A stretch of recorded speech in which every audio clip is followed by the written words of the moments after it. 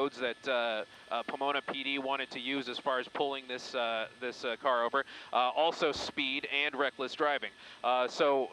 Specifics are a little hard to find right now, but that's definitely something we're going to follow up on as we are on the westbound 60 approaching the coming into the Montebello area, and as we said, if we continue on this direction, on this heading, we will approach the 710. The driver will have the option to go northbound 710 back to the 210. He's kind of been favoring this the 210 freeway, the whole San Gabriel Valley corridor, so that's an option for you. But if we continue westbound, as we said, we will approach the downtown area as we're really favoring the right side. Oh, very close to that other vehicle here. It looks like we're taking an off-ramp here, and this is going to be the off-ramp for, we'll try and get this cross for you very shortly here. That's going to be Pomona Boulevard. So we're off the freeway on Pomona Boulevard. That'll make it very interesting as these high speeds don't translate well from highways onto these surface streets. So now we're slowing down a little bit. Rob, if we can get the speedometer back on, we'll be able to see that we've gone from about 140 miles an hour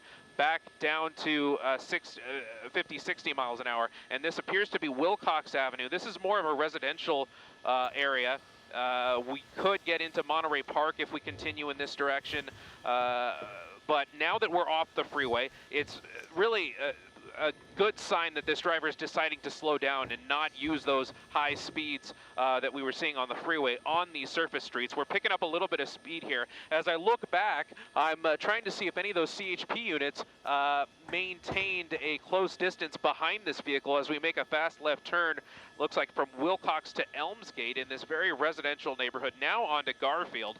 Garfield's one of the main thoroughfares through the San Gabriel Valley. It looks like we're going southbound on Garfield now. So this back to the 60 freeway. And we've seen this a couple times. We've seen this driver use various freeways, stay on them for a few minutes, and then get off for a little bit, and then turn back around and get back onto the freeway. So I really think that's what we're going to see here now. If we continue through Garfield past the 60, there's really nothing more but residential Montebello and East LA. But there we go. We went under the bridge, and one of the CHP units is really close behind him, and there you have it, the quick speed. All of a sudden, this driver picking up speed going eastbound now. It looks like this is going to be Wilcox Avenue, still not on the freeway, but still using a high rate of speed. As soon as this driver saw that CHP unit, he decided to floor it. There's another CHP unit on the other side of that bridge, and that driver sees him, makes another left turn on Wilcox Avenue again. And it's almost like we're seeing a bit of a cat and mouse game as we're back on this road that the driver used earlier to exit from the 60 freeway. And we're going to come up on another intersection that the driver passed earlier, still going at a high rate of speed. Luckily, traffic isn't too bad here, but it's just a really scary scene, passing right on the right side of those other vehicles, pretty close to sideswiping them. And it looks like we're going to get back onto the freeway now. I believe that's the on-ramp back to the 60 freeway westbound as we continue towards downtown. Eventually, the next big interchange is going to be the 6710 freeway interchange. All right, joining me now is Michelle Fisher, our reporter, who is helping us out here with our coverage of this high-speed pursuit. A Corvette going 140 miles an hour on the freeway, now back on the freeway. Yes, and I heard you ask what violation he possibly was being pulled over for in the first place, but do we know that information yet, or? No plate. Okay. We presume it's no rear plate because I don't think they even have front plates on a Corvette, although you're supposed to have front plates on all cars.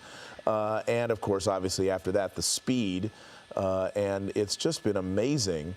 The level of speed here and the fact that when he was on the surface streets, Gabe, he couldn't.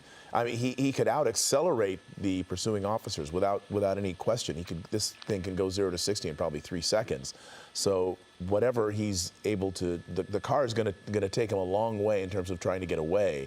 But it's the level of skill that he has behind the wheel that may determine whether or not this ends in tragedy. Yeah, Mark, so we believe this is going to be a Chevy Corvette, obviously. I believe Rob, our photographer, did a zoom in earlier, and we think this is going to be a Z06, a Z06, and those vehicles have a top speed of 205 miles an hour. So if he decides to go 205 miles an hour, we're going to definitely have difficulty keeping up with him in Air 7 HD. Luckily, we haven't seen quite exactly those speeds, but still, these speeds are incredibly excessive. We'll turn on the speedometer again and see where he's at now. Definitely favoring those triple digits, still over 100 miles an hour, not as fast as we were going earlier with those 140 miles an hour, and that could be because of the curvature of this 60 freeway. On the 210, you have a lot of long straightaways that just go for miles and miles, and the 60 freeway, a little bit of an older freeway that kind of curves left and right, and I would think that, you know, any smart driver would think to make those curves safely and get around other traffic, you might want to let off the gas just a little bit, and I think that's what we're seeing here with this driver. Still, excessive rates of speed. Going around a school bus there, continuing as we approach the, this is going to be the East LA interchange. We already passed the 710 freeway. As I was looking down on some other information, we're going through the East LA interchange. It looks like we're staying on the part of the 60 freeway that eventually turns into the 10, and this is a complicated interchange with lots of options really for this driver to take, but it looks like we're going to stick with this part of the 60 freeway that turns into the 10 freeway as we kind of go around the south side of downtown, kind of slowing down a little bit. Look at that, we're under triple digits now, which is kind of new for this pursuit, but there is a lot of volume here, and as we were saying, a lot of chances for the freeway to kind of curve left and right. This is the part of the 10 freeway earlier that was closed a couple of months ago due to that fire into the freeway, just to give you an idea of where we are now, and there was a very erratic maneuver trying to skate around some other vehicles there. As we said, the volume is building, and it's going to make this a little bit more difficult for this driver to maintain those top speeds. As we widen out, you could see that those CHP units, they're doing a good job at staying as close as they can behind this suspect, but they have to keep safety in mind and do what they can to keep the general public safe as we continue to watch this Chevy Corvette, blue in color, out of Pomona, continue these high rates of speed. We're almost through downtown now, so we've gone from Rancho Cucamonga to downtown LA in about 15 minutes, which is just incredible when you think about what a normal commute from Rancho Cucamonga to downtown would take. As you can see there, that's the CHP air unit that has come out of Fullerton Airport. They were able to catch up to this pursuit, and you can see that other CHP ground unit doing their best to keep up with this pursuit on the ground. They're not going to let this guy go just because of the erratic driving and the erratic behavior that we've seen from this guy. Now we are going to approach the 10 and the 110 interchange. It looks like this guy's staying on the far left side, so as we come up on some traffic, we're going to go under the overpasses there, and we're going to come out the other side. It looks like we're going to be committed to that. Oh, and we jumped the gore point onto a part of the 10 freeway that's actually more of a side connector ramp that you can use from the 10 to reconnect back, use from the 110 actually to reconnect back to the 10 freeway. Well, so kind of a pointless maneuver. Here. A little bit of a construction zone there. You're absolutely right, Mark. And there's an off-ramp, Hoover Street, but we're not going to take it. This guy saw the construction, running over a cone there, I think the cone's stuck under him too. On this 10 freeway. Yeah, you're exactly right, and there the cone goes. Now we're using the right shoulder. Now we're back on that number 4 lane. Still high rates of speed, westbound 10. We'll be in Santa Monica in a couple of minutes. Yes, as fast as he's going, although, you know, the freeway and the traffic volume that he's seeing probably makes it more difficult for him. Certainly, it's probably a lot safer for people that are the gore point. Yeah, safer for if he was on the surface streets and the traffic that he would be running into there, which, as I say that, he there he kind of goes. gets off, yeah.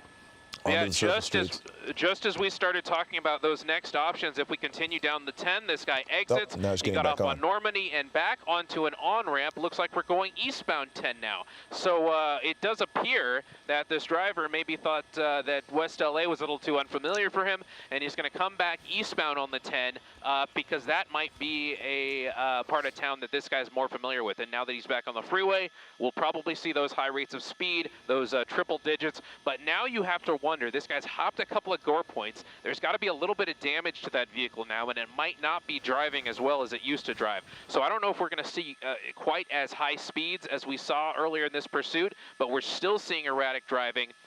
crossing another gore point there, this is just a dangerous situation, Mark and Michelle. Wow. Well, I'm wondering how much of this is joyride and how much of this is, we don't know if the car's been is stolen. We don't have that sort of information yet. All we had was a vehicle code violation that started this, no plate on the car. And they tried to pull him over. Pomona police tried to pull him over, or her, the driver, and the driver took off in this blue Corvette Z06, top speed 205 miles an hour. Now, my question, and I think our car guy Dave Coons would be able to tell this, a lot of vehicles that may be high performance, Michelle, they have governors on them. They're electronically limited to somewhere around 150 miles an hour, which is still a ridiculous speed. But they don't, they're unless that governor is removed, they are unable to travel that fast. But 150 is still plenty fast. Yeah, we've seen this one, and I kind of came in as this had gotten underway, but I've seen this one since I've been on the desk here at like about 140-ish. Yeah, so if that is a governor there that limits it to 150, then getting close to that. But as you said, I mean, 150 is still plenty fast, and especially when you consider the congestion here and just cars and pedestrians and what have you on areas like the surface street that we're seeing this Corvette driver on right now. All right, downtown LA now, so this becomes tricky as far as our ability to watch this, right, Gabe? As I say that, there he goes. Right. So this becomes very difficult because we have to dance around some of the towers here, including that now famous tower that is marked up with all that graffiti here in downtown LA. We are going to maneuver Air 7 HD around as best we can. The difficult thing also with this pursuit is that CHP wasn't right behind him. So we're going to hope that the air unit from CHP is able to keep an eye on him. We just heard Pico and Grand as an intersection called out. So we're going to zoom in on that intersection there. Grand and 11th now. We're hearing. So we're going to keep hearing law enforcement call out these intersections. It's a good thing that that air unit was able to keep an eye on this. And I'm going to toss it back down to you guys as we maneuver Air 7 around.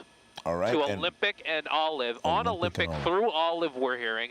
We're going to maneuver Air 7 HD around to try and get around these buildings and get you guys a view of this guy again. All right, so that it becomes tricky, and we have seen in the past, Michelle, pursuits that have ended in downtown LA because they get in and out of these buildings, and not only we lose sight of them, but the police air units lose sight of them if there's enough separation between the pursuit vehicle and the ground units.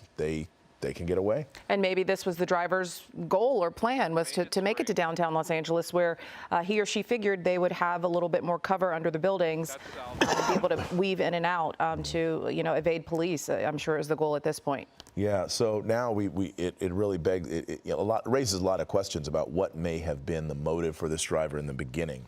What I noticed along the way when we were on the 60 freeway, that the driver was going about 100 miles an hour, which is crazy, but he could have gone a lot faster. There was some pretty open freeway in front of the driver, and they chose not to. Left on 5th. Oh, we got him? Here, and we'll just watch him cross. There he is. Yeah, so Mark, we've worked with our assignment desk, and we believe we do have the driver now. He's on 5th Street going westbound, so we're going to try and stay on the south side of downtown so we can kind of see him through the buildings as he goes through some of these intersections. He was favoring north and southbound roads, and now we're kind of going on these east and westbound roads. So as we move Air 7 HD a little bit to the west, hopefully we'll be able to see him continue down some of these roads. But it looks like he might have made a turn on Hill Street, and we're going to move a little bit closer to Hill Street. To the north. We're being told he went north on Hill Street, and we're going to move Air 7 HD a little closer to that and see if we can catch him again. All right. Well, and you've just seen, it's an illustration of how tricky this can be. If it's hard for us, it's also hard for the police who are trying to pursue this driver and catch them when they are able to maneuver in and out of these buildings, in these very tall buildings, and just be out of sight for a few seconds at a time. That's all it takes. Right. And what I will say to the person's credit is we're not seeing them kind of fly through those intersections. At the couple times they were going through those intersections there, they did kind of make sure nobody was in the way before they plowed through to get to where they're going. So maybe safety is a small part of what they're keeping in mind after they've done all of this, flying down the highway and leading authorities on a high-speed chase. And certainly in downtown LA, this time of night, on a Thursday night, you were going to have pedestrians. You're going to have people out. Right. It's become a social hub. There's a lot of places to go. Plus, there's just the normal population that lives in downtown LA that are going to be out, and so that does raise the danger level when you got people crossing the street, pedestrians out doing their business out there, and so this does place those people in some level of danger, and it is good to see that he did slow down. Yeah, and we see a unit there, but we're still trying to make contact and put eyes on the driver and figure out where he or she has kind of disappeared to, if you will, behind these buildings there in downtown Los Angeles. Last we saw, it was going north on Hill Street. Right. Yeah. North on Hill, but then there's any number of places you can make a turn. It looks like the law enforcement helicopter is trying to find this driver as well. We don't see tight orbits right now, which means that we're not sure if they have a good fix on the driver. And so it may be that this blue Corvette, this Corvette Z06 model, which is a souped-up version of a souped-up car, may have escaped. And that is kind of a tactic that has worked in the past. They get into downtown LA, they maybe go into a parking garage, and they're gone. They're in the wind. What I will say is there's probably not many of those cars on the roads to to kind of have authorities be confused as to which car is which. Mm-hmm. So that will help authorities. But as you mentioned, I guess, sometimes it gets to the point where they just have to call it. And you certainly have a lot more experience with these high-speed pursuits, than I do. So I don't know if you can speak to kind of when that happens or at what point they do that. Yeah, well, Gabe Santos in Air 7 HD, what's your status right now? It sounds like we're pulling back from this thing as well. Well, we don't believe this is a complete loss yet because the other helicopters over this keep getting glimpses of this guy. So we're trying to work with the CHP airship, and we know that LAPD officers on the ground, even though this started as this has been a CHP pursuit, were also getting involved because they saw the suspect flying by. So we do keep getting reports of glimpses, but now we're hearing that the suspect may have pulled into a parking garage.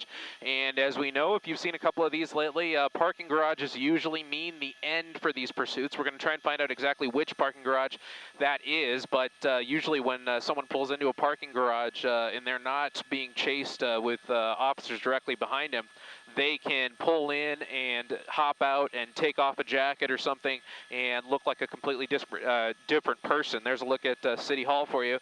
But we're going to try and find out exactly which parking garage this vehicle pulled into. But definitely downtown, incredibly difficult for pursuits. Luckily, one of the law enforcement helicopters, they're at a lower altitude, so they're able to keep close and tight orbits. Us at a higher altitude, we kind of have to strategically position ourselves on one end of downtown or another, so we can see the suspect kind of cross through the buildings. Because if we try and keep up and follow the suspect in and around the buildings, that just gets too dangerous.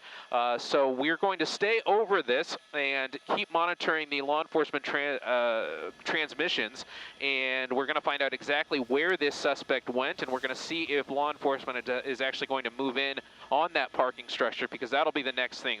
There will be a suspect search of the parking structure. Law enforcement is going to use whatever resources they have at their disposal to see if they can ID the driver, and they're going to probably put up a perimeter around the parking structure to make sure that anybody that goes in and out of that area will be looked at least, to see if they were the ones that have been driving very erratically around the San Gabriel Valley and downtown LA. All right, Gabe Santos in Air 7 HD, thank you for that. We will go back, of course, if they find this driver and if they have a conclusion to this pursuit that results in an arrest.